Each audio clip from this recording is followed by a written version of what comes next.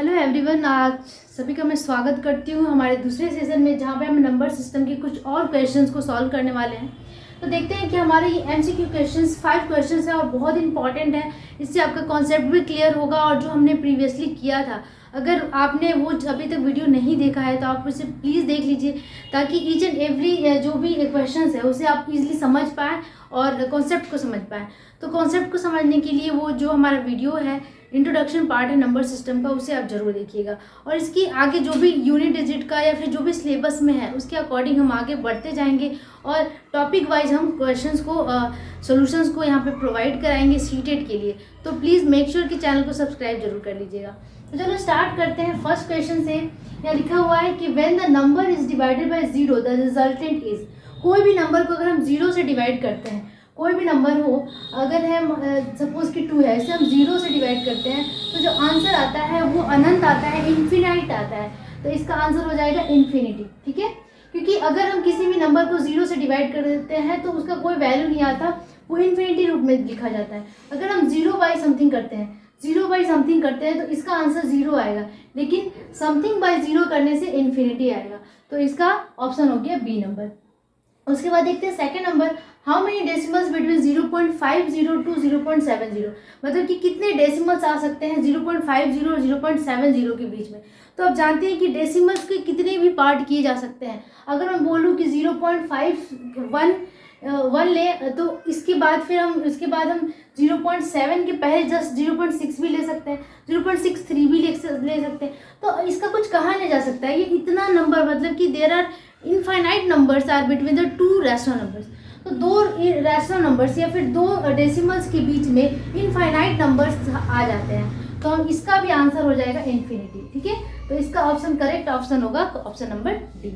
अब आते हैं थर्ड क्वेश्चन में। लिखा हुआ है स्टेटमेंट्स है, दो स्टेटमेंट है। यहाँ पे बोला जा रहा है 1 is not a prime number. Second statement है 1 is not a composite number. तो प्राइम नंबर का मतलब होता है कि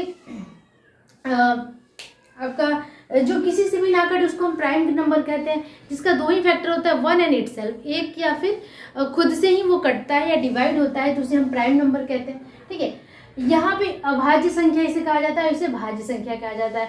1 क्या है? 1 is not a composite number. क्या यह कंपोजिट नंबर भी नहीं है?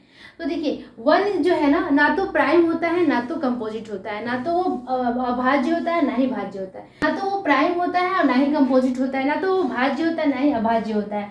तो इसका करेक्ट ऑप्शन जो है वो क्या हो जाएगा? Both are true. तो ए नंबर ट्रू है, क्योंकि इसमें साफ साफ लिखा गया है कि 1 एक प्राइम नंबर नहीं है। ऑब्वियसली 1 प्राइम नंबर नहीं है। प्राइम नंबर के 2 फैक्टर होने चाहिए, लेकिन 1 का कोई 2 फैक्टर नहीं होता है। कंपोजिट नंबर के 2 या 2 से अधिक फैक्टर होने चाहिए, तो ये कंपोजिट भी नहीं होता है। तो ये दोनों स्टेटमेंट बिल्कुल सही है कि ये दोनों ना तो प्राइम है और ना ही कंपोजिट है। तो option number A will be the correct one. ठीक है, अब आते हैं चौथे नंबर क्वेश्चन में। लिखा हुआ है how many halves are there in 1 whole 1/2। मतलब कि 1 होल 1/2 में कितने हाफ आते हैं?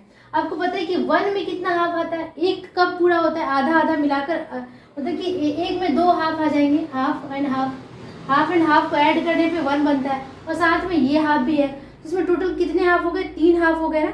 और 3 हाफ को हम लोग बोलचाल की भाषा में डेढ़ भी कहते हैं। डेढ़ मतलब एक और आधा, डेढ़ में 3 हाफ आ जाते हैं, आधा आधा और आधा।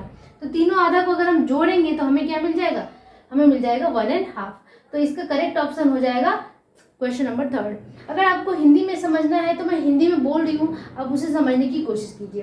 क्वेश्चन नंबर 5 है all prime numbers are odd. क्या सारे प्राइम नंबर ऑड होते हैं? ठीक है, ऑड नंबर्स को, जैसे कि हमें पता है कि ऑड नंबर्स वो होते हैं जो 2 से डिविजिबल नहीं होते, वो सारे ऑड होते हैं। तो क्या सारे ही प्राइम नंबर ऑड होते हैं? लेकिन अब हमें पता है कि प्राइम नंबर जो स्टार्ट होता है वो 2 से स्टार्ट होता है, लेकिन 2 तो इवन नंबर है। तो जो स्टेटमेंट है वो क्या हो गया? ये पहला स्टेटमेंट हमारा रॉन्ग हो गया। अब देखते हैं कि सेकंड स्टेटमेंट क्या कहता है। There are only 5 single digit prime number. Single digit जो प्राइम नंबर है क्या वो 5 होते हैं? तो एक बार हम देख लेते हैं कि सिंगल डिजिट प्राइम नंबर क्या क्या होते हैं। देखिए पहला सिंगल डिजिट तो 2 हो गया, उसके बाद 3 भी होता है, ठीक है, 5 होता है प्राइम नंबर और 7 होता है। इसके बाद तो कोई प्राइम होता नहीं है। 9 होता है, 9 तो आपका और नंबर में आ जाता है, वो प्राइम नहीं है। उस 11 होता है, तो 11 2 डिजिट नंबर हो गया। ठीक है, तो यहाँ पे आपको कितने सिंगल डिजिट प्राइम नंबर आ रहे हैं, 1 2 3 4। तो ये स्टेटमेंट भी आपका रॉन्ग हो गया कि क्या 5 डिजिट का प्राइम नंबर ही होता है। तो ये हो गया मतलब कि there are only 5 single digit prime number, क्या 5 सिंगल डिजिट प्राइम नंबर होते हैं सिंगल डिजिट वाले, तो नहीं 4 होते हैं। तो ये भी स्टेटमेंट रॉन्ग हो गया। उसके बाद देखते हैं prime numbers have only 2 factors, क्या प्राइम नंबर के सिर्फ 2 फैक्टर होते हैं। तो यस ये करेक्ट है, इसका 2 फैक्टर होता है 1 और एक खुद से कटता है, या तो 1 से कटता है या खुद से कटता है। जैसे 13 है, 13 की किससे कट सकता है, किससे डिवाइड हो सकता है, 1 से डिवाइड हो सकता है या फिर 13 से डिवाइड हो सकता है। तो 13 क्या है, प्राइम नंबर है। तो प्राइम कोई भी प्राइम नंबर उठा ले उसके 2 ही फैक्टर होते हैं। तो ये स्टेटमेंट बिल्कुल सही है। तो देखते हैं कि इसमें से कौन कौन से स्टेटमेंट सही है।